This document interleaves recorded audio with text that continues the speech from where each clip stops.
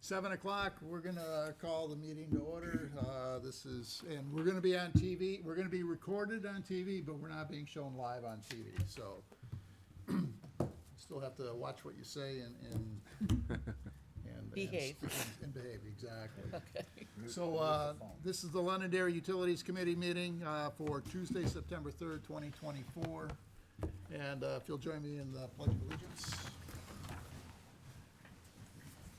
I pledge allegiance to the flag of the United States of America and to the republic for which it stands, one nation, under God, indivisible, with liberty and justice for all.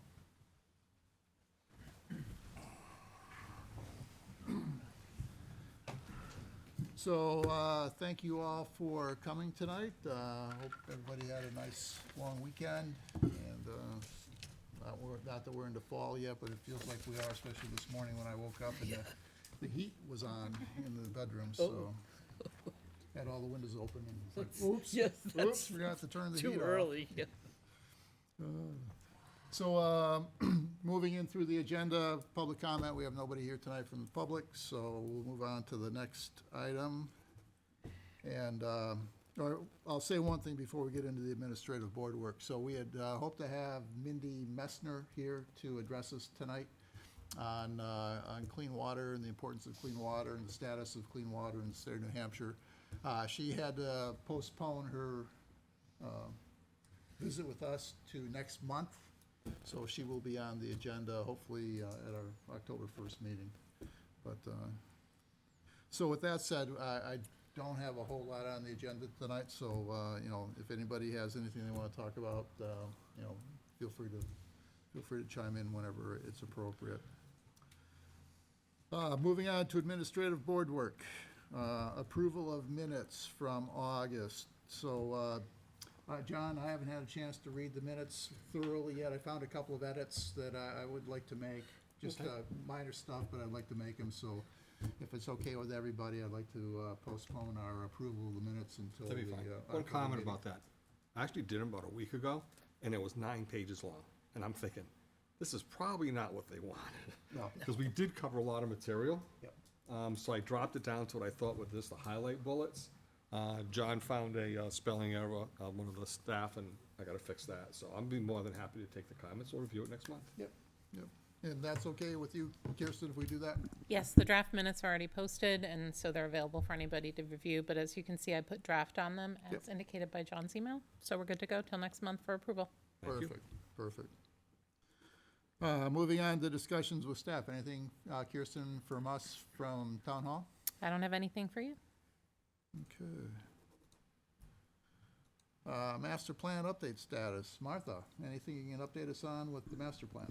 The master plan, we have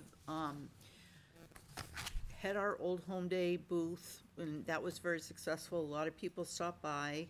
We realized that there were a lot of people at our Old Home Days that were out-of-towners.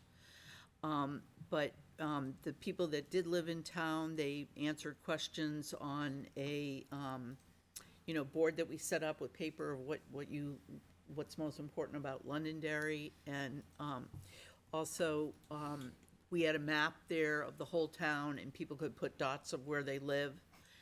And Sylvia was pretty pleased with what went on at Old Home Day. And we are putting now, there have been quite a few responses to the survey that's part of the master plan. There's over 400 responses already. And there are flyers with the code, what do you call that? The QR code? QR code? The QR, that's the oh, QR. okay, QR code. There are flyers, I think they're in the clerk's office, and definitely at planning, where you can pick them up and you can put them like any place around town that will allow you to put it up. And I would say that, Like you take a picture of the QR code and it takes you to the yes, survey? yes. And I posted on Facebook, several other members of the have posted on various sites that are Londonderry sites. So I think that we're getting some feedback, and it's going to be open for 6 months, I think. She said, we're closing in October sometime, I think, if I have that right, but, we'll keep reminding people to fill out the survey. Yeah, I saw it today, she'd sent out an email saying over 400, like 422 responses so far, which I thought was fantastic. Yeah, I think it's good. Given something like Yeah, that. So yeah, it'd be really interesting when they start doing the data analysis. yeah. Has everybody on this panel filled out a survey? I have not. I have not. I thought it would not be well because I might have a different look being on this committee than the regular, I'm a regular townsperson, that's all. No, you should definitely, we want everybody's opinion. Yeah, So even if it's a if contrary you opinion. haven't done Right. it yet, please, I mean, I put it on Facebook and there were a lot of comments flying around and I had to, throw in something to say, please let everybody just give their opinion. Every opinion counts. And, So there's no conflict for a committee member to fill out? no, not at all. Well, my assumption is there was a conflict. That's what my assumption was too. No, there's not a conflict. Please fill it out. Please fill it out, everyone. Yeah, and it is anonymous. There is a spot where you can put down your email address, but you don't have to fill that out, so it is. Oh, if you so don't I do can that, vote it's many times? Many times you want. No, just once. Not that I checked, but when I went back in and checked, it will bounce you out. It'll actually recognize if you go, you get one of those, you've It already depends which done IP this. address you have. Yeah, Of you the 6 probably- servers that I have, yeah. Yeah, you probably used a million different ones. Yeah, that was one of the concerns, and I think they did address it. That's good. Yep. Yep. Anything else that you want to add? Not a lot. I just think, I think 422 responses to the survey I is think it's just great. fantastic. And, and it's been out there for what, 2 weeks? And I'm sure the responses are dwindling quickly, but, 500 people or 500, I think if we keep Responses. reminding them and keep posting that, Yep. which I will continue to do, and I think other people will too, then I think we'll get some more responses too. Ms. Vice Chair, if I may, Mr. Chair. One thing is the election is next, there's an election next Tuesday. September 10th, right? Yes, where we do get a significant several thousand people through who may not otherwise have seen it. And also, Mike Speltz gave me a couple of good suggestions for making it more findable earlier today, or over the weekend. I saw them today. So we're going to continue to keep pushing it out on this end as well. Did you talk to Sherry Farrell to see if we could actually put a table up there? I have not, but it's certainly something that you guys could explore with her if you wanted to. I don't know what, it's the moderator, Jonathan Kipp, who you'd want to speak to. Okay. Just a stack of those flyers, right, with the QR code? Yep. At the table where you go and you pick everything up anyway? Right. Well, I'll take care of that. Great.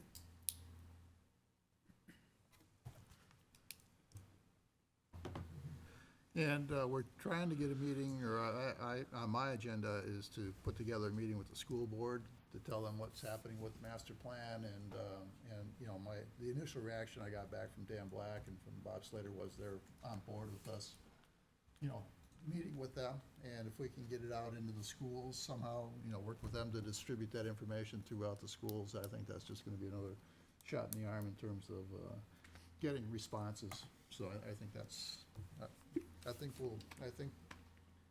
the response rate has already surpassed what I expected, and I think it's great. Good. So. Any questions from anybody on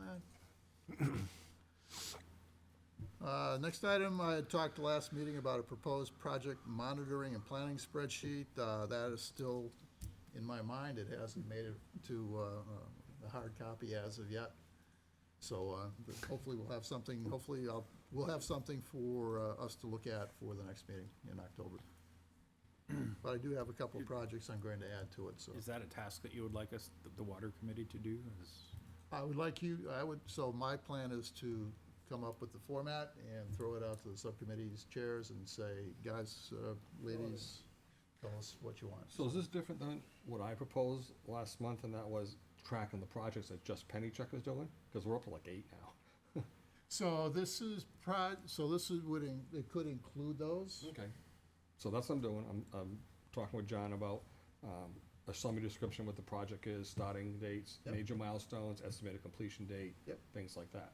Yeah, I'd love to see where you're at with that, because Yeah, I I would think I too. could use Okay. that Yep. as a format for what I'm envisioning as well. All right, I'll dig it up. Because I want to come up with something that has, those projects, some of the projects the Energy Committee is working on as well, something in solid waste and environment. I was thinking you were gonna track more what we were doing, but I think it'd be a great idea just to put that in there also.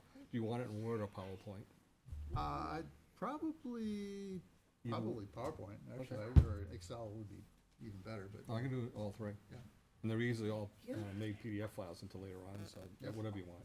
Yeah, I like doing source documents in Excel if I can import them into PowerPoint. It always worked out good for me. That doesn't work so well, but okay. It worked out good for me. As long as it's not Google Docs. That wipes out everything.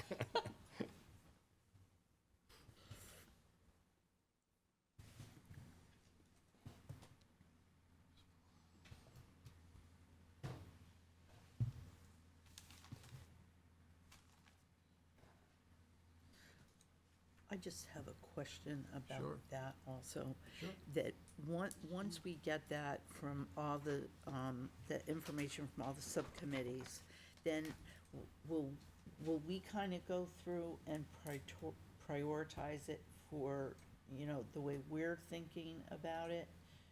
Because obviously, everything that we're doing here ties so closely to the master plan. Yep. In so many ways. Okay. Yep, absolutely, and I think that's really what I need to help me, is to put all the projects out there that we're thinking about. And, who's the champion of each of the projects too, because we have a finite amount of people here. And Correct. We have more things that we could do than we have people to do them. So how do we want to prioritize that? And I think it's gonna be a great tool to help us do that. I do too. Good. Okay. Okay, any other topics for administrative board work before we move on? Very good.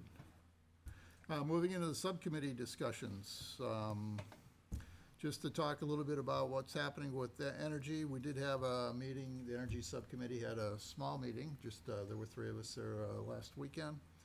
And a few things happening with the Community Choice Power Aggregation Project. We did get the PUC approval for our plan.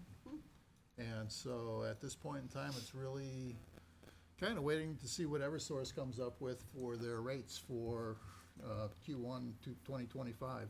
And once they publish those rates, we'll see what Colonial Power comes back with a rate, competitive rate, hopefully, against that. And if it looks good, then we will proceed with the next steps in implementing the project. So if the numbers work, we're looking at this point in time, probably February to implement it. What are the next steps? So we will have an information program. Right, So it's gonna be similar to what we did for the public hearings. right. So we'll have that, and We will have it, in other words, we'll have it here in town hall or? town hall could be the cafeteria. We'll have to figure out what makes the most sense for location in a day. Okay, And then there's gonna be information cards that get sent out to every resident, or every good, okay. residence in town, saying what's happening, why it's happening, and the steps that people can take if they want to, if they have any questions, or if they wanna opt out and that type of thing. perfect. Yep. So we should have a lot of people at the public meeting once those postcards go out. Yeah, and the meeting would be after the postcards go out, because I would hope that that would stimulate some conversation and correct. questions. And kind of interesting, so from what I understand, the PUC put out, or they had a period available for public comment as to what the plan was. And there was one comment that came back against our plan. And I believe it was the first time any of these projects had had a comment come back in. So I Part of got it a is that chuckle out of nobody that. knows about it. Right, And it was from a resident who was concerned about the opt-in versus opt-out nature of the program. And we'll work with that resident. They did not want to have be opt-in, or be opted in automatically. They wanted to have the choice. So we'll work with them directly as we get closer to Correct. project And implementation. they'll only be opt-in if they're currently an Eversource Correct, customer. correct. Correct. Do we know exactly when Eversource comes out with its new rates? So November, is there a particular day in November, Paul, that you're aware It'll of? go out to the market probably in the next 30 to 60 days, find out what the market will be. They then have to make a filing with the New Hampshire Public Utilities Commission. There's a hearing, people can ask questions, so forth and so on, go through all that hearing process, and then the Public Utilities Commission will make a decision on the rate, and then we'll announce the rate. Yep. So that's sort of the whole process. So, Do they announce it in the newspaper? Do they announce it to the town? How do they, once the commission makes a decision, there's usually a do a press press release, release? yes. okay. But it has to be to its final conclusion Right. and an unappealable kind of decision. Yep.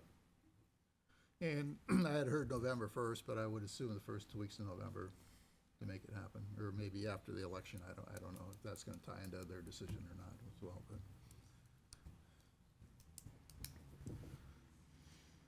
And then, moving on to, potential solar energy-related projects. So, Jeff McGraw and I had a meeting at with the airport leadership team, maybe 3 weeks ago now? Out, yeah. Just to discuss the potential of siting a solar array on airport property. And the airport has 12-ish acres on Harvey Road, at the, kind of the top of the hill of Harvey Road, if you're ever going toward the airport on Harvey Road, you crest the hill and there's an area on the east side of the road that's mowed. Yep. And it's kind of uphill, and there's a gate there, and there's a for lease sign.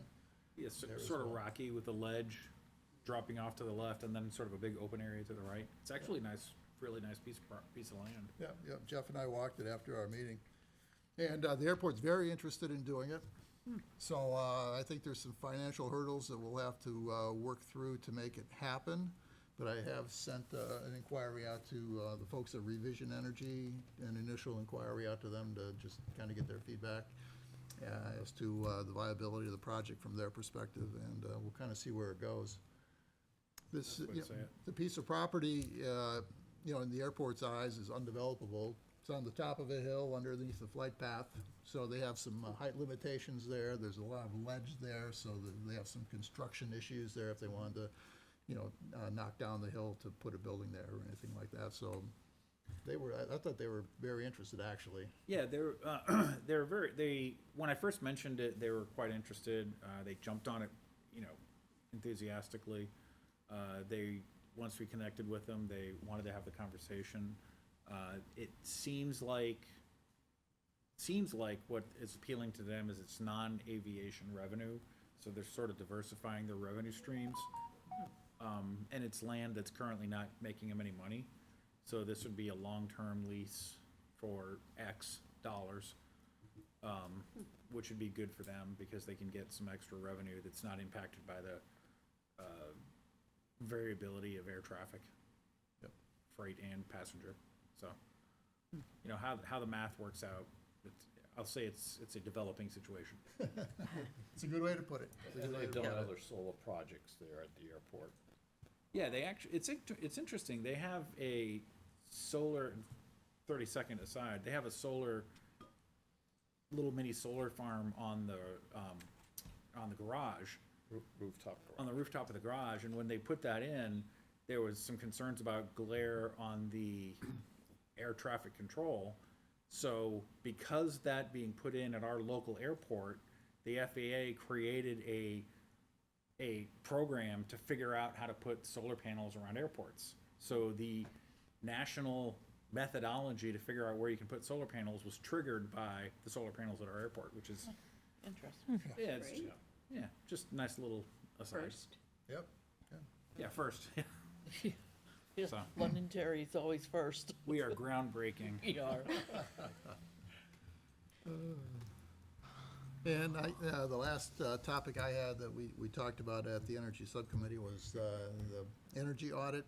And Mike, you were going to do some inquiries to see where we were with the block grant around energy efficiency and what the possibilities might be with using that money to perform an energy audit. I sort of feel like the genealogist that got to the great-great-great-great-grandfather and there's no record or anything. So I took two approaches. I actually asked Justin, who was the administrator of our grant, to check in, and I didn't really hear from him. So I took the liberty of writing his point of contact at the US DOE. And the title what we're looking for is the Technical Assistance Administrator. That's a firm, maybe nationwide, maybe regional, that DOE will hire to work on these projects with the awardees, including us. So I haven't heard back, but that's in train. And then, in desperation, there's another website with a, fill in the blank comment form for technical assistance. So I thought, well, if nothing else, maybe they'll forward my request to somebody. And I asked, again, when will the technical assistance administrators be contracted? And I haven't heard anything. So that's the great-great-great-grandfather story. But, I won't give up. I'll keep plugging away at it. But for the context for the committee is that we do want to have some building audits, but I want to make sure that we're not duplicating what we're going to do under that strategy and what that contractor wants us to do. So I'm trying to get that answered first, and then we'll figure out what our options are, what would be a good idea or not, as far as getting our audits done. Did your DOE communication, was it to DC or was it to the regional office? No, it sounded like DC. It was the EECBG program. Might want to try the regional and just call them. Yeah? Yeah, sometimes the most direct and the most local is more helpful. Because DC is going to forward it to the regional. Think? Yeah. Does Eversource do something like that? Does Eversource have an energy efficiency? Well, yeah, they have something, because they've run the New Hampshire, or they're part of the New Hampshire Saves program. The other thing that I'm thinking of doing, and I was gonna solicit some advice at the meeting here, is who would be a good contact that we know at the New Hampshire Department of Energy that might be able to shed some light. Does anybody have anybody they've been corresponding with there? Otherwise, I'll just start, blank and see what happens. Okay. No, I'll see if I get your name. Then another topic that I wanted to cover is, I don't know, Paul, did you ever get hooked up with Revision? You had asked for the analysis that they did on the project, and did they not get back to you, or? They haven't got back to me. Because I did see an email saying, let's try to set up a time. And it was quite a while back. I think Yeah. I was gone at that time and I couldn't participate, but, We can talk afterwards and we'll Okay. reconnect. yeah. Yeah. So- Okay. Sounds like we have left and right waiting on each other.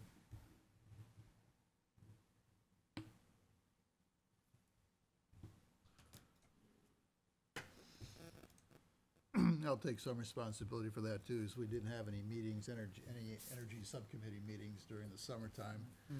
And hopefully we can get those wheels turning again as we move into the fall. So it was tough to get stuff done this summer, it seemed like, for a lot of good reasons, probably some not so good, but see where we can move. Anything else from the Energy Subcommittee? Moving on to water. Jeff? Yeah, we had a fairly good, I thought, water meeting 2 Saturdays ago. Broke down our thinking about the water portion of the master plan into sort of 2 phases. There's the immediate problems, which are things that we think are worthy of addressing immediately, and we've got some research that we've pulled together, and we're gonna look at that as a subcommittee, and then bring it to the main utility committee. And then looking at the longer term, where does the town wanna be in the next X number of years? There's some questions that are coming out of that for the master planning group, which is, does Londonderry want to remain, broad strokes, does Londonderry want to remain somewhat a semi-rural community, or do we want to develop a semi-urban environment like Derry? How heavily do we want to develop Londonderry, and how many potties do we want to bring into town? And that will impact how much water is necessary. So those are, we're not trying to answer those questions, we're just trying to pose those as, these are the things that we'll need to know to develop the water plan. And we have a good contact from the Pennachuck guys. Pennachuck CEO, John, has given us one of his engineers, who I have written down as our point of contact to be sharing. These are the things that will need to happen from a water utility point of view to bring water to people in Londonderry. Because they, unless something changes, they will likely be heavily involved in anything that happens over the next 10 or 15 or 20 years. May not. We're also, Anna's still working on her lecture, which will get new good data from Mindy. Yep. Which Well, will- Mindy's will be here. She's gonna be here Tuesday, October 1st. Perfect. Good. So we'll do that. Yeah, so we'll have a great. She had a family issue in September, so September didn't work.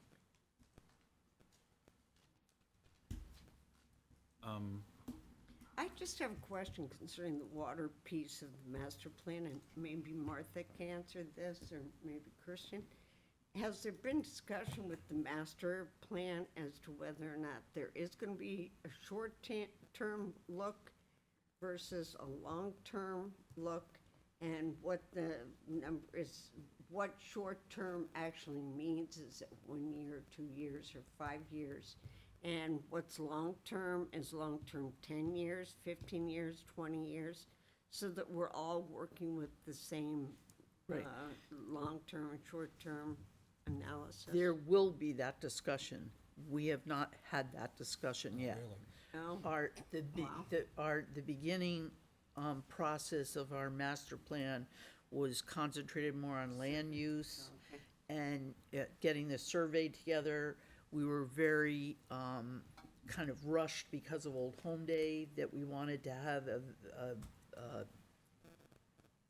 Survey done, completed, so you could well, get information. yeah, and we wanted to have visibility there, so they worked on the survey. I think there's going to be more surveys on other topics, and I think that also, as we, start analyzing the data that we've got from this, that's going to get us into more discussion of priorities and all of that, because that's so important for so many things. And Well, we're especially coming up just on the a basic budget committee. question of, are you guys gonna separate this into short-term and long-term? And what does that mean? The last report didn't really do that, the 2013. So I'm just wondering whether or not the master plan, The last report, what, the last master plan, yeah. I believe, I'm not the chairman of the committee, so I Right. really don't know, but I think that we will be talking about that, and we will be putting in priorities. And I think one clear priority in terms of water is the project that is happening down High Range Road. There's enough money in the pot now to begin that project. John may know more about that in terms of start dates or whatnot, but that's going to be near. I don't know if you guys, I had to be the one throwing this out, but I did make a note to folks that there's another front page story in the New York Times on Sunday, and it was titled "Toxic Forever Chemicals Turn Up on Farms Across the United States." And the reason, I mean, this is gigantic. This is bigger than huge, because this has to do with the farmland all across the United States, and where we get our vegetables, where we get our meat. You know, the cows, et cetera, are eating from this area. So the reason why there's concern is because a lot of the municipal wastewater facilities have been using, and there was approval to do this, to distribute the municipal wastewater sludge on farmland across the country. So this sludge is, and in some cases, the sludge has very high levels of PFAS in it, as well as lots of other chemicals. Right. So now there's sort of massive concern about the cattle, animals that are out there grazing on this farmland, the vegetables, the items that are grown on the farmland, milk from the cows that are produced from. So this is kind of a huge issue. And they're particularly concerned about New York, Tennessee, Maine, where there have been some sampling done of the soil in those farm land, and in some cases it's come up pretty high. So I just wanted to make people aware of that article in case you all haven't seen it. It was on the front page. I did as they read the say. article. Oh, good. Above the fold, as they say. So I presume you brought that up, that, so the master plan needs to include data like that for Yeah, water this is stuff. Yeah, yeah. It should, so it gets into it, and it's interesting because it would normally be solid waste, right? The sludge would be sort of solid waste, but a couple of the PFAS chemicals are now considered as hazardous waste under CERCLA. But there are 15, as you guys know, there are 15,000 PFAS chemicals out there.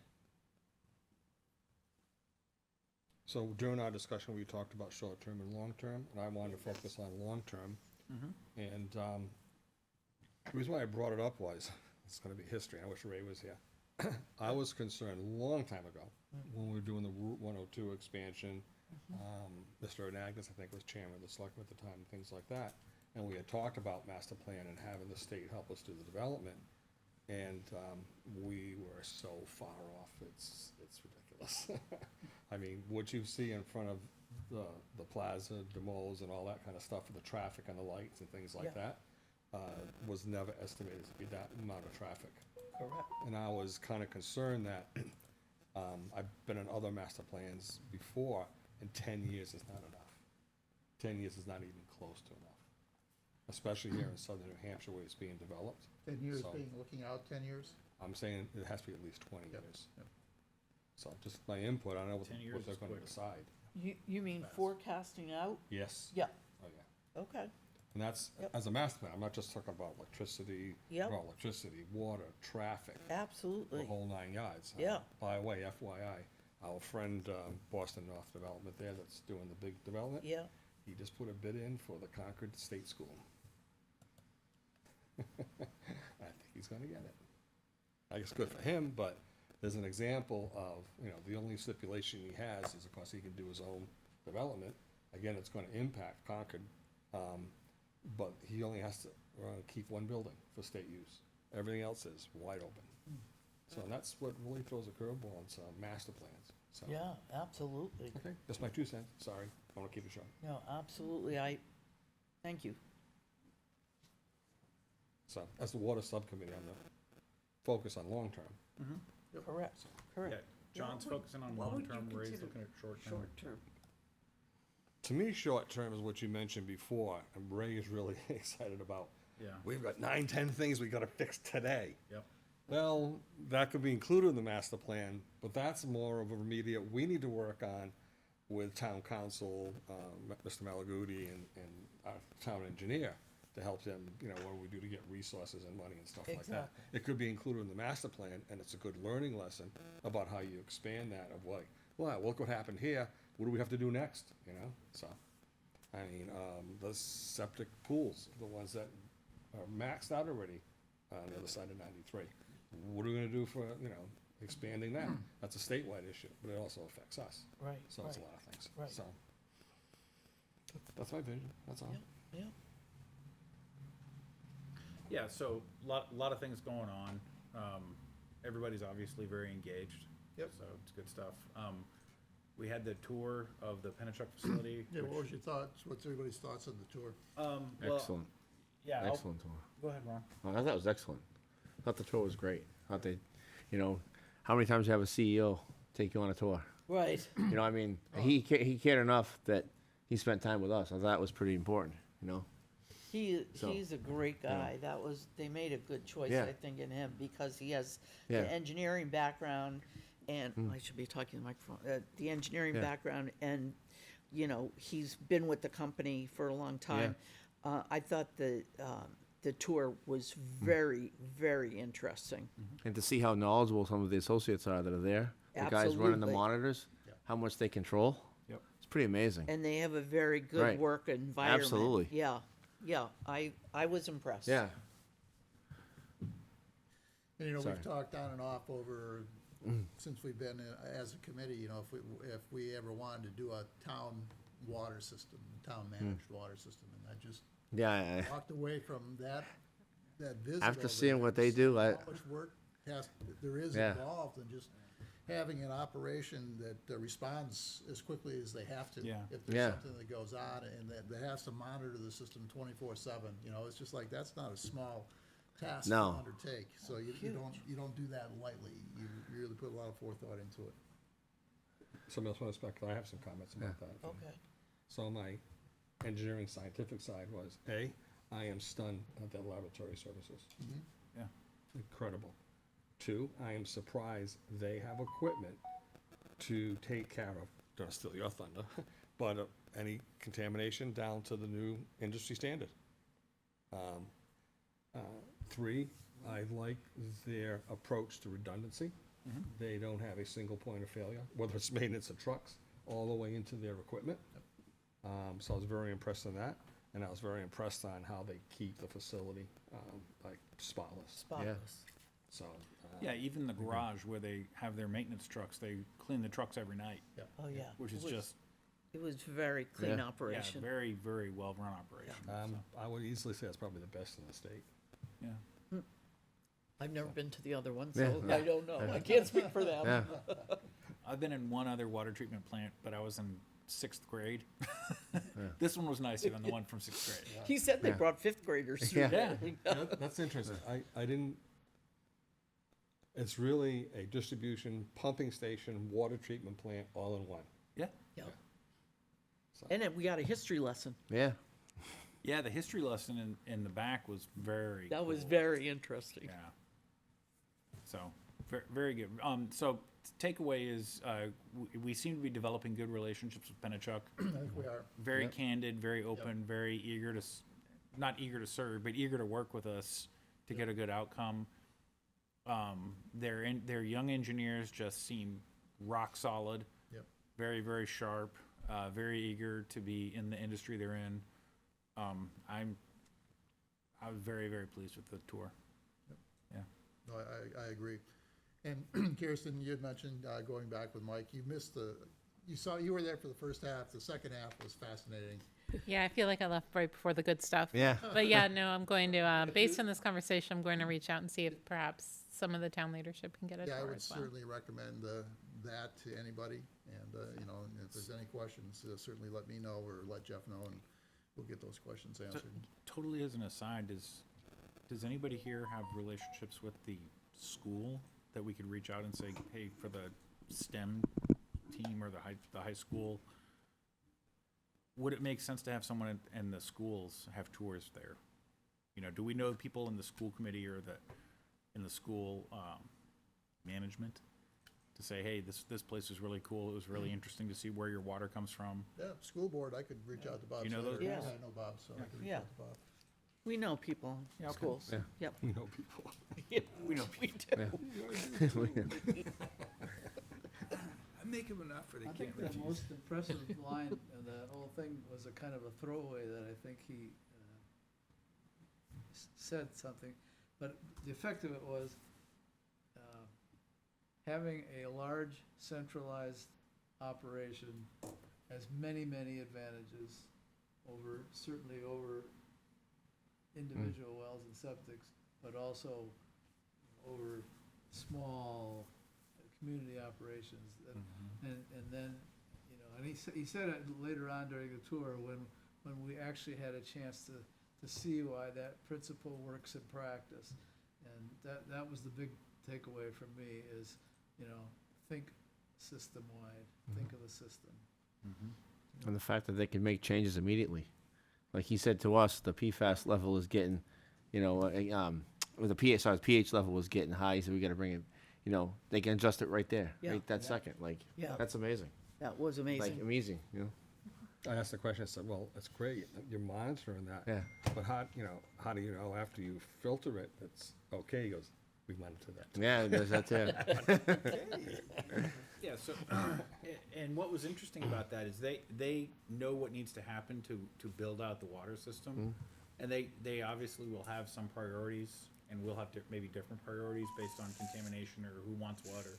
But, you know, they'll be good partners to help make that happen. And then the issue just becomes a finance issue to see where capital is available to Yep. Absolutely. get water built out to the town. So, Absolutely. Some of you are more familiar with this. I was a little surprised at that because the state regulates their billing rate. But I thought they could include, they go to the state and say, well, we're gonna do an upgrade in this part of the state. It's gonna cost this amount.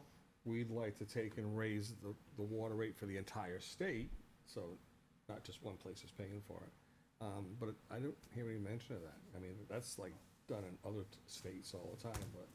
I heard that. I mean, I think he did answer that. He did? Somebody asked that question. Yeah, he did And the talk answer about it. was, by law, we don't have, there's no special treatment. If it goes up, it goes up for everybody. Right, and I'd rather have it that way, I mean, because it's actually benefiting everybody in the state. It may benefit the people who live over on North Road in Nashua, but that also affects all the people, the hospitals, the health of the whole state. You know, people who visit the restaurants in North Road or Nashua, so, he did answer, yes. Yeah. I'm just surprised they just don't do it more often, but. Well, you don't want to have 57 different water rates, Right. you know, and if you think of it as a system, you know, the whole system has to be That's healthy. what I said, it would be for everybody. Yeah. I'm trying to agree with you. It's like, It's a hell of a way of agreeing with you. That's not on TV, is it? My name is Ron Dunn. wow, thanks. Whoa, that was under the bus. Wow. He was the same guy who wrote in objecting to the utilities thing, the one time, never mind. Wow. Oh, let's So not he go over after there. Ron right now. I thought I had to worry about next Tuesday, but this Tuesday, guys. Come on. Jeez. How everybody is post-vacation. That's what it is. I had two things I'd like to just throw out so we don't lose them that I reacted to from our earlier discussion. One is that our water master plan, or whatever that turns out to be, needs to have a monitoring plan. And by that, I mean, and I was kicking off Ann's comment about the farm contamination. So I'm almost certain we have no such thing right now in Londonderry. We don't, all we have is whatever the state or Pennachuck gives us. We don't have a soil sampling That's an protocol in place. That's an excellent And idea. that, so we shouldn't lose that. Well, the state should, though. The state DES should have a soil protocol in place You think for they- farm. Oh, yeah, they definitely do. They got water, they got soil, yeah. I mean, I'd that's still- part of, Yeah, judging from other things that the state takes on and but they're, that doesn't mean they're doing it on farmland. yeah, exactly, right. And the other one that I wanted to, just so we don't lose track of, because again, when you're talking about septics, there is a septic study. Is the subcommittee aware of that? I have not gotten in the downstream peeps, but I'm sure Ray knows about it.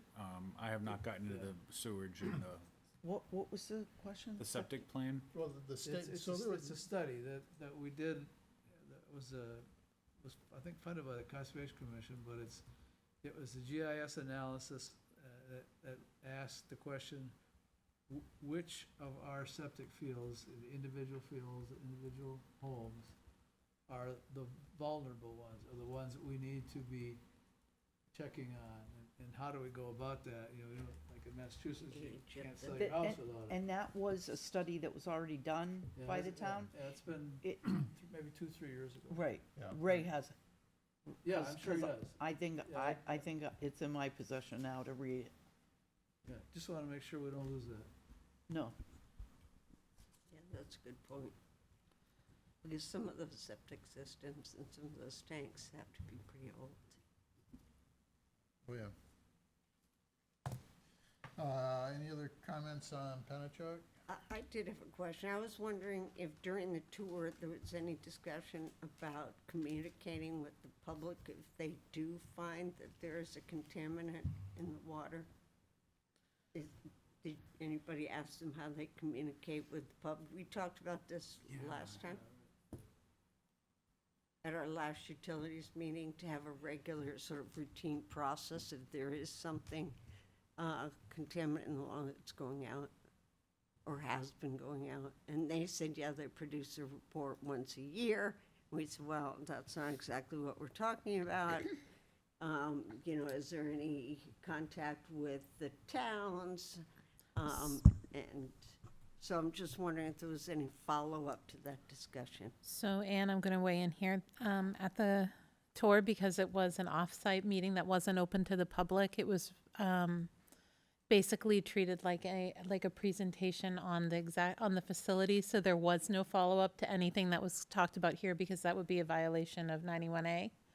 So any of those answers or any of the further conversation about what Pennachuck discussed when they were here, particularly pertaining to notifications of towns like Londonderry, couldn't really talk about anything Londonderry specific there.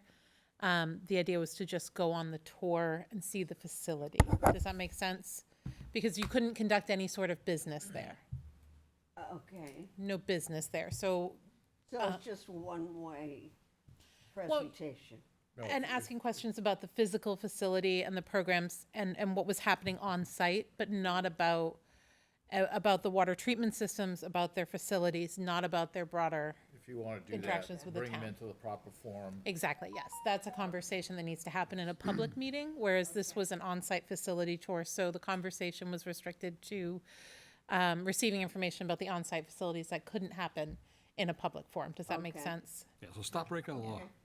Stop breaking law. Yeah, Thanks, John. My recollection is No, we fun. did have that at our first meeting with them. We had that discussion about We notification. did, but they didn't really answer the question. Well, no, he said, we're doing our best I Once a can, year. and that wasn't very good. No. But I think that there was a sort of an action between Kirsten and them that we're gonna try to explore avenues media that we could use to put that kind of information out. Yeah, certainly. At the end of that meeting, we did talk about, starting with John's project that he's working on with Pennachuck right now. And then once he comes to a little bit further along. Nope, this John. Oh, this John. Oh, hey, And once John. he gets a little further along in that project, coming to it and trying to figure out how we can link that project to our website, your part of the website, and what it can do. So yes, it is something that we can definitely explore. I think we're still in the very infancy of that, though. So the info could potentially go onto the website. The only problem is that nobody knows to look at the website unless some sort of alert or notice goes out. Well, once we have the data, we maybe could we have options once we have, excuse me, we have options once we have the data, I would Right. think. Maybe do some sort of push notification or Yeah, exactly, emergency, like if there's a huge, I'm just thinking we should probably, I'll be glad to work with you a little bit on sort of a process or Yeah. a set of procedures that are routinely followed. I think it's a great idea. If there's something serious, we want to get the word out immediately, or even something minor. Right. Yeah. Yep. I think it's a Kristen, great idea. Do you know how many people are subscribed to the Londonderry push system?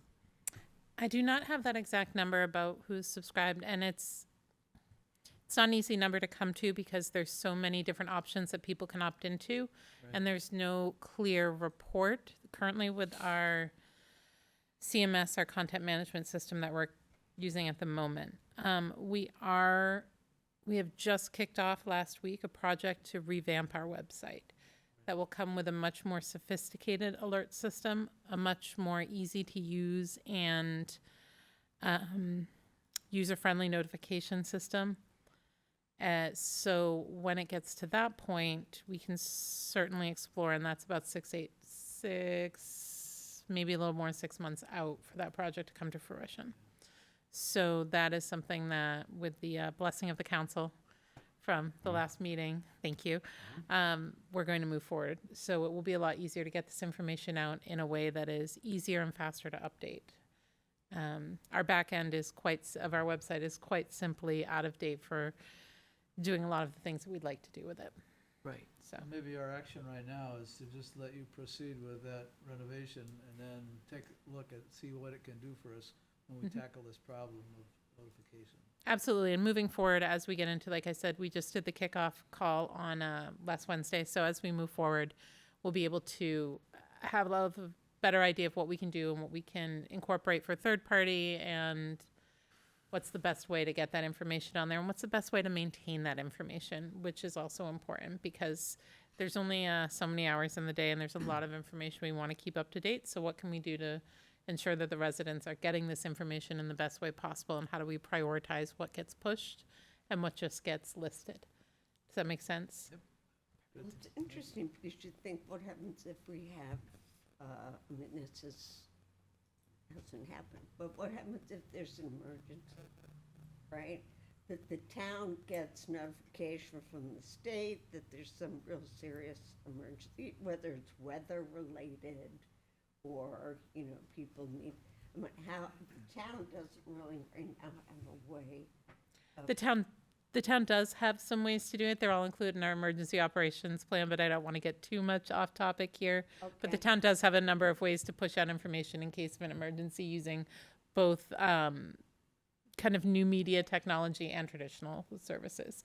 So if it's an actual impending emergency, we do have our town emergency operations director, which is Chief Bo Butler, and we have an emergency operations plan. As you saw, it's left over from basically, we spent several years under it in COVID. So Yeah. there is a plan. It's more the routine updating of information that is Oh, kind of there's the something more time that puts a little bit more demand on time, because in an emergency situation, all resources are deployed to deal with the emergency. Right. Day to day, there's a lot of different things in a lot of different directions. So So Jeff, I'm thinking out loud too. Would it be worthwhile for you and I to pen a request to Pennachuck asking for their policy on notifying communities when there's a water quality issue? I can send So them- we at yeah. least know what it is and Yeah, have we for something sure in write them an writing. email. I think it's a great question, Ann. Yeah, I think it's a fair Yeah. question to ask. Yeah, And I'm for sure they have send them an something. email. Yeah. And that way you know, we'll understand exactly where they think they're coming from. Yeah, they probably have a policy. If we get a copy of their policy, then we can critique the policy and Yep. get feedback or provide feedback. Yeah, and we can use that to kind of develop our own policies going forward too, Sure. with how we're going to be notifying people, you know. Yeah. I think it's great. So why don't you and I take an action to do that? Any other Penachuk thoughts before we move on? So just a comment from me, the Noise Road project is happening right now with putting the 30-inch water main down from the storage tanks on the top of Josephine Drive. They've had Noise Road closed down for the last, during business hours for the last 2 weeks, week and a half, and I think they're progressing according to schedule Yeah. with that, so interesting seeing that happening. And anything else with water? I don't know if the town of London is gonna receive much benefit from that, storage tank, though. Yeah, and I'm not even sure how to answer a question like that, because obviously that water gets distributed through the town. So, I mean, it goes into a water line on Route 28, which goes up to Mammoth Road. I mean, I don't know how the network is established, so I don't know how to answer that, you know, really. I think that one of the advantages of that is that it's gonna close the loop. So we will now Yep. have a redundant way of getting water to places, and that's Yep. probably the biggest. That's part of, you're right, That's- part of yeah. his plan is to finish this all up, get an even system. So basically, that piece is gonna add to it. The tank over in Gordon Homes is gonna actually go right down to the development. Yeah. But what's gonna do is it's gonna put a head pressure that's equal now through the whole, what they call the circular system. Okay, By the way, they're still pouring concrete there, and they will probably be done before January, right. so, I drove down there. yeah, it's, no restrictions, nobody to stop you, just I go know. right. Yeah, exactly. Oops, I didn't say that. Okay, moving on, sewer and solid waste. So we now have a chairman of the sewer and solid waste subcommittee. Thank you, Mr. Mann. Any news to report? We had our maiden voyage, our first meeting.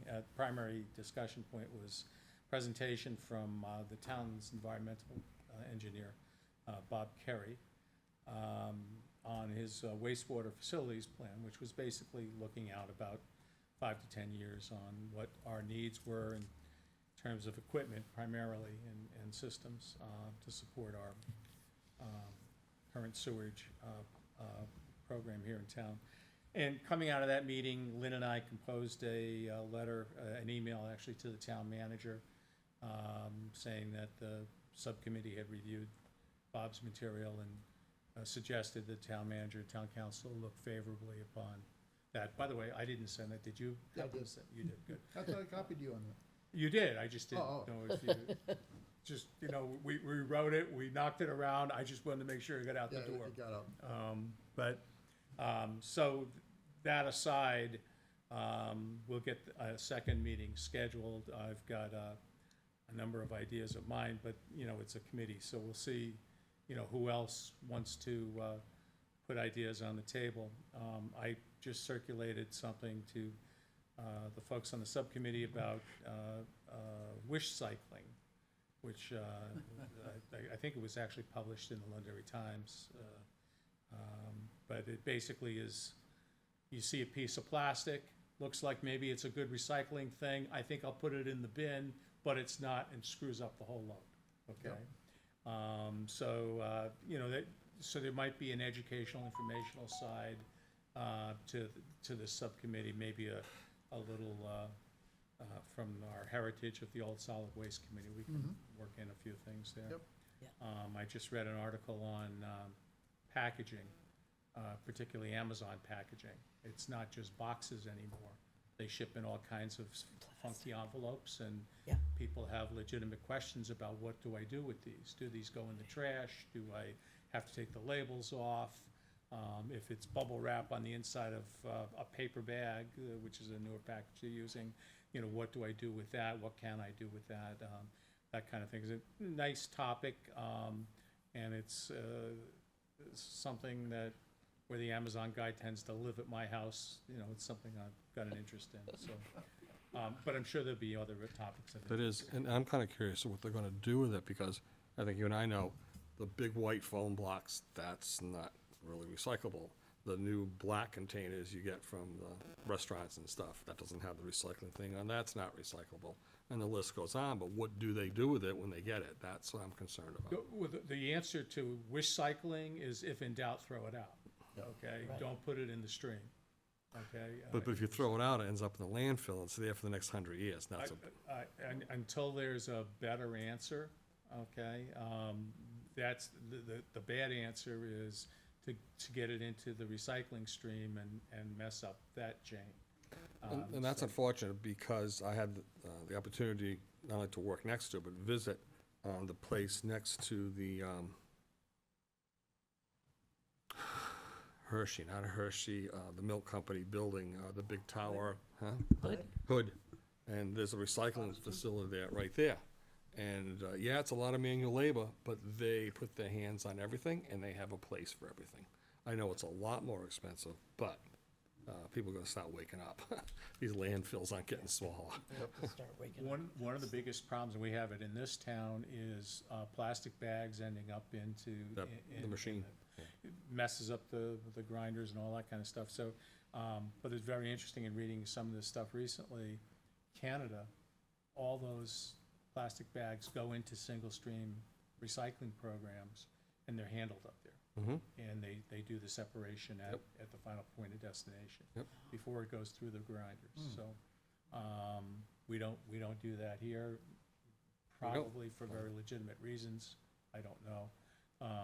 But we do offer some alternatives with a lot of places, even in our small town here, where you can bring your plastic bags. Right. If you've ever seen me wander into the grocery store with my shopping bag full of shopping bags, and the other end is all my bread bags and packaging, and a lot of it goes to, as the green team has shown us, I think, in a couple of their efforts. Right. A lot of them goes to decking material, Trex material. Trex. Some of those kinds of things, and alternate. Alternate ideas, plastic. so. Right. Kristen, isn't the biggest thing in the town budget waste? The biggest, now on labor.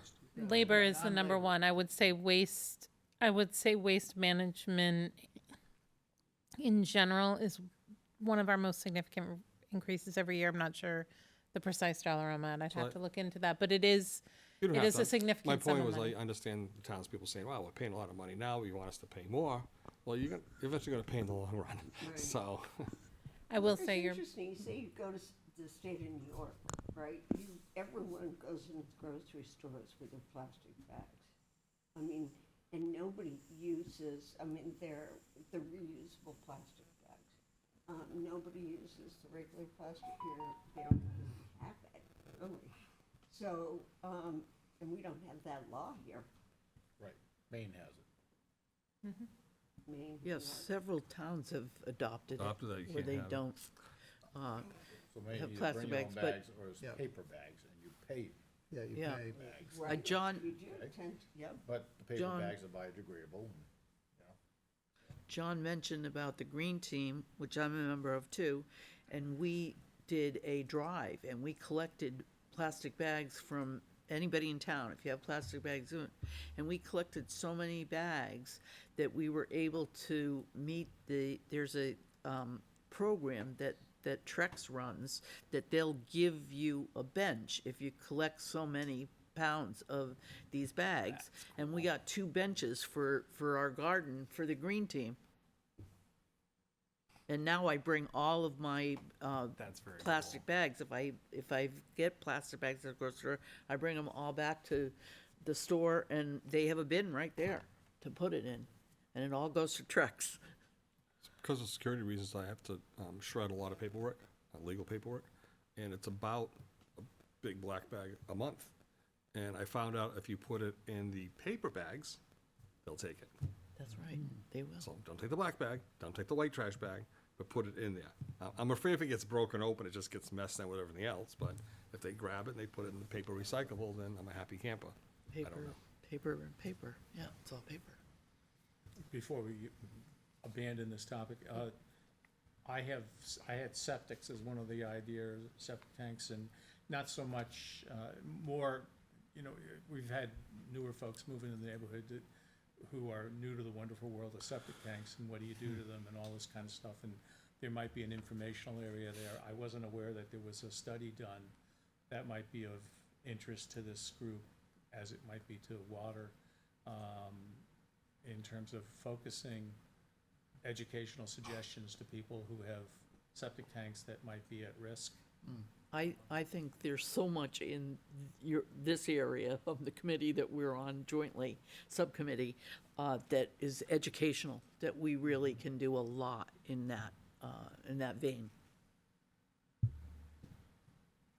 And then, speaking of education, I think Joy was talking with Bob Carey about getting a tour down at the Waste Management Recycling Facility in Billerica. So that, I don't know where we're at that, but all of our recycling goes down to Billerica. And I've never been there, but I've seen YouTube videos of operations like that, and I think that would be a wonderful experience for anybody who can make it down to that as well. I'm confused. I thought it went to Rochester. It doesn't, it goes to Rochester Billerica? gets the landfill. Rochester gets, Rochester's the landfill. so what does it do? It goes from Billerica to Rochester when they're done, or? No, Billerica gets the recycling. Or just the recycling? Just Yes. the recycling. Okay, that's, Yes. okay. Yep. Also, a future suggestion might be to have a couple of key waste management folks come in and present to this group. That would be good. They are probably as large a utility for this town as Pennachuck would be. Absolutely. Yep. Might be of interest. It's a great idea. I'll talk to Bob and see if we can get something set up. I know on the planning board, the waste management folks were over on another project that they were proposing, but they had one of their chief engineers for New Hampshire in, and I thought she was very well spoken and knowledgeable and an advocate for the services that waste management provides. They provide a valuable service, in terms of community health and safety, so. I think they'd be happy, I don't know if they'd be happy to come in and talk, but I think they're geared toward being able to do that, so. Well, particularly, not only does it work for this group, but perhaps for the master plan group too, in that, we know where we're at today with single source recycling and waste management, et cetera, but where are we gonna be at in 5 to 10 years? We had a brief discussion at our first meeting about composting and is that gonna become a bigger issue in the terms of solid waste management over the next 5 to 10 years, and what will waste management's position be on something like that? Will that be the third container that we put out at the curb every other week? Is that something they see? Right. I thought that was very interesting at our meeting about food waste being the biggest problem. It's very scary. Like 1/3 of the stream, right, John, something like that? I thought it was 17%, They but say 49%. I don't know, could be more, could be more. The number seems to vary on food waste from 25 to 40%, somewhere in there. And what is the offset? If we take that out of our, because we pay by the ton on the waste that waste management takes. If we take that out and put that into a different stream, do we save money? Does that offset the additional costs of what we would be doing sufficiently to pay for it or to nearly pay for it? And is this another opportunity for Londonderry to lead the way and maybe be the kings of having our little waste bins on the street corner filled with bones and everything else, so. Is the committee aware of the thing, I think it's called 10 Towns, Massachusetts? I don't know. 10 Towns Plastic Toolkit, or 10 Towns Toolkit? It's a group of 10 towns, which actually it's now many more than 10 towns, but they have worked out a program to deal with plastic. And it's a bunch of, it's different different tools. But, if you're not aware of it, it'd be worth your at least taking time to look at. I think I came across it on the New Hampshire Environment, webpage. What is that? It's called, I think it's called 10 Pounds Toolkit. If you Google that, you'll. Toolkit was the last word, Mike? Yeah, toolkit. Okay. And then another long forgotten thing is the Londonderry's publication called Buried Treasure. Does that exist in the ether anymore? Yeah. It does. It does, it needs to be updated, and it's long overdue, and it's been a resource issue within the Department of Public Works to get it updated. I know it's on their list of things that they want to try to accomplish. Good job for an intern. Even that has changed dramatically. I mean, that was focused on, that was really before everybody was taking home deliveries on everything, and packaging and all this kind of stuff, so, that really needs a lot of updating. Yep. Some of the businesses mentioned in that no longer exist. That's how bad, how far out of date that is at this point, so. I mean, I think there's gonna come a point where some of these good ideas, we're gonna have to pay for. And, Right. you know, we're coming up on a Absolutely. budget committee meeting, you know, let's put a wedge in if there's, you know, any of the committees think there's something that is worth doing. You know, see if we can make it happen. Anything else in solid waste? No. Good. Moving on, cable, internet. John, anything you want to bring up that No you've been working on? updates yet. I'm getting a little, getting a little delay in getting information out of the providers right now. Okay, moving on, roundtable discussion. Excuse me, John, you were gonna, they won't even give you the contract? I mean, we're gonna try to, at least on that committee, share the existing contract. I've got to go get it. I will get that. Oh, you have it? No, I forgot to get it. I'm sorry. I forgot all about that. I will definitely grab it. Thank you for reminding me. Certainly. So we'll start at the left end of the table. Ron? Sure. I'd like to share something with this committee that is very, I think, very good for our community and good for New Hampshire. A bill that I co-sponsored, 1649, was signed by the governor. It prohibits certain products with intentionally added PFAS relative to civil actions from PFAS contamination. It was a bill that went through many, many changes, but it's going to help us in many areas, such as mattresses, carpets, certain chemicals, food products, food packaging, cosmetics, feminine hygiene products. There's a long, long list. It's something that 2 years ago I was trying to get going, and yeah, when we talked about it, Yep. it finally came to fruition in August of 2024. Governor signed it. We got all the parties to sign on board. It's not the bill that we first put in that we wanted all these things, but it's a good compromise. It's a good start. Do you You have know, a copy of the bill by any chance? I can get you a copy, yeah.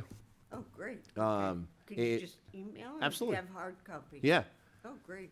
very, very happy to share that with everybody, because Yeah, please. when you see how long it takes to get, you know, Lynn, it took me what, this is, before I was even a state rep, I was trying to get this yeah, in, it's remember? gotta be at It least was like, but almost 3 or 4 years in the process trying to get this in, so, to get the governor to sign a bill is like, I'm very happy. It takes a lot of work to get a governor to sign a bill, okay? To even get it to the desk. Yeah. And then not to get a veto. So, this is, like I said, it's not everything that we wanted, but it's a good start. And it really is a good compromise, I think, on all parties, and something I'm very happy to share with everybody, so I Will think you it's send good. it? Absolutely, Yeah, please. Right. absolutely. Can I just ask? Yeah. What intentionally added means? Yep. So, that means, for example, when McDonald's wrapper, Right. they spray it with PFAS, they no longer will be able to spray it with PFAS. So if you go to like, What happens if they don't personally spray it, No. but they get it from their supplier? so that's going to change too. So, for example, we'll say not your average Joe's. I don't know if anyone goes there, but they now have changed their food packaging. Now it's basically like used to be in the 80s. Yeah. It's a cardboard box, and the grease seeps through. No PFAS. You're going to see a lot more people transition. I know McDonald's has transferred some of theirs, like the quarter pounder box, I think, is now PFAS free. So it's coming. Like they're doing it on their own, but now this bill will help make them push them along a little bit faster. But basically, it's from intentionally spraying it onto products. Yep. Inside of the pizza boxes, et Yes. cetera. Yeah, So. Fantastic. great, Yeah. that's great. Great. Oh, no, I'm just saying. I just know Lynn has seen you struggle with this for a while, right? It's been a process. Absolutely. So, but yes, happy to announce that he did sign it. So, Excellent. Excellent. Good service. Congratulations. Anything else? no, that's all I got. Yep. Thank you. Nothing. Mike? Martha? I'm good. Aye, good. I'm good. Paul? I'll monitor the upcoming electric rate process and keep you up to date. Excellent. John? Kirsten? The only thing I have to add is that Tom Hodge and I set up distribution lists for your subcommittees, and I will send the list of that to you, Lynn, and so that you will have an email address where you can email everybody on the subcommittee, and it also goes to Ron and I. So, It's already established.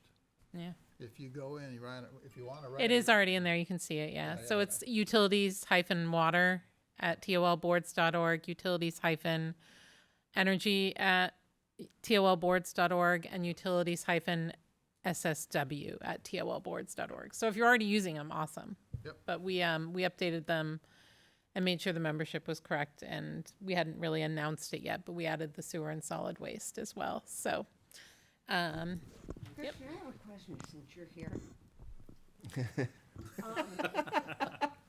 Can we, there was some question last time, if we have articles and we want to put some of the articles that are said New York Times articles or The Guardian or Wall Street Journal or whatever, articles that are published, they're public documents, can the town put those articles up on our town website? there is some limitations into what we can and will put on the website in terms of outside links. We cannot necessarily control the content when we link to an outside website, so we're very careful about where we link outside, particularly websites that advertise. So there is some limitations with what we can do there. Legally or just policy? Yes, all of the above. There's some potential hangups there. There's a lot of gray areas in the intersection between what you can and can't, what the government can and cannot say and put forward, and what where the RSAs stand. There's a lot of nuance there. In terms of recommendations or suggestions for products and things? No, not even just that. We tend to very carefully curate our outside links beyond, because our view is that our town website is for our town's information. That said, under certain circumstances, there would be the ability to link out, but again, we can't violate copyright law by posting something and we're not going to link out to anything that could be paywalled. So there's a lot of complications in it. So it's not generally a practice that we've done to this point, and it would be something that I certainly can look into and take to the town manager and council, but it's not something we have done in the past. What happens if it's not a link? Let's say a picture has been taken. of Then the that article. violates copyright law, and I can't do that. Oh. Yep. By the town, okay. No, it's violates, it's reproducing somebody else's intellectual property without them being fairly compensated. So you can't, just because it's published doesn't mean it's in public domain. Does that make sense? Somebody might have paid for it ahead of time. Yeah. Or even a photo of you take in general, you might have to offer that person, I think it's $30 or something like that, but most things you see in newspaper print, they But pay people somebody. put that stuff up on social media all the time. Yeah, I think doing it yourself is gonna be a whole different animal than having the town do it. Yeah. Yeah. Yeah, I'm The thinking, town website, it's not Facebook. Right. Yes, and even on the town Facebook, we have to adhere to the same standards we do with the website, which is why you see a whole lot of pictures that I take and that Drew takes up there on our website and on our social media pages. It's a lot of Drew's pictures, Sherry's pictures, my pictures, because we're very careful not to violate those intellectual property laws unless we have the proper license to use it. So, for example, any image that you see is either rights free or I created it or somebody here created it. So there's a lot that goes into what we can and can't put online. so we would have to bring, say if we find articles or news, we would have to bring that to you and say, is this okay? And before we even start linking to outside articles and outside publications, it is something that I wouldn't want to say that we could or could not do without conferring with the town manager and the I'm just town thinking leadership. of the to see. PFAS, I mean, there's so much Yep. information out there that other people are producing and writing. So we do link to other And government. It's kind of a shame not to make that accessible. So we're happy to link to other government websites with limited The whole domain of nonprofits. copyright, I'll but say, Right. the whole domain of copyright is just. it is thorny. And, Yes. and it's something I don't even know if they have the expertise in town hall to make the decision, you know, I on a am- case-by-case basis, it's just easier to do it. Make a Again, yeah, policy before we decision start not linking do to it. journalism and writing in that method, Yeah, I'm aware of one organization where if you wanna do that, you pay for all the legal fees for the review of what's going out. Yeah. Pay for all those legal fees, and if it comes back fine, then you can publish it. Yep. But people who wanna publish it are the ones that pay for all the copyright reviews and all these types of things, and But say, look at Heather Archibald Cox, right? I mean, she produces stuff every night. And there, at the end of her pieces, which go out, I mean, I understand she's not a town or government entity, she's a private citizen. But there are citations at the bottom of her letters from an American. And I don't hear her getting sued. again, it has to do with, so I like to joke around, I'm a recovering academic. I did, not everybody knows that I was in graduate school for history before I left to come into nonprofit and then government, because apparently I'm allergic to money. But, no, town lender pays me very fairly. But in all seriousness, there's a lot of nuance you have in terms of what's considered fair use, what you can link to, who can link to it, how many people can see it, what percentage of it you can use, what you can attribute, which is what you see in that situation, versus what you can straight up reproduce. It's an extraordinarily nuanced area, and it also matters whether you're a private citizen or whether you're a government. And as a government, we're held to a order of magnitude larger standard than your average person on social media. So again, linking, and before we began a program where we would start linking to outside publications, particularly for-profit ones, that's something that, again, I would have to, I wouldn't be comfortable putting it on the website myself. I would have to talk to my boss and my boss, counsel, anybody above me before we started doing that. And I think there's value in keeping our website focused on town information. We do link to the state websites where applicable, federal websites where applicable, nonprofits, vetted nonprofits and organizations that are where applicable. But again, we just have to be careful when we link out what we're linking out to, because people who come to our website, we want them to have a level of trust and objectivity in what we're putting forward. We want them to understand that what we're putting forward is the truth, and we're putting forward information that's meant to be useful to them. And so we want to avoid Fake news. not even just fake news, but anything that has perhaps doesn't provide a service directly pertinent to what we do as a town. Does that make sense? Yeah, no, And that's my view. And again, I am happy. I am not in charge of overall the content of these things. So if there's something you feel passionate about, bring it to Lynn, and Lynn can talk to Mike about it.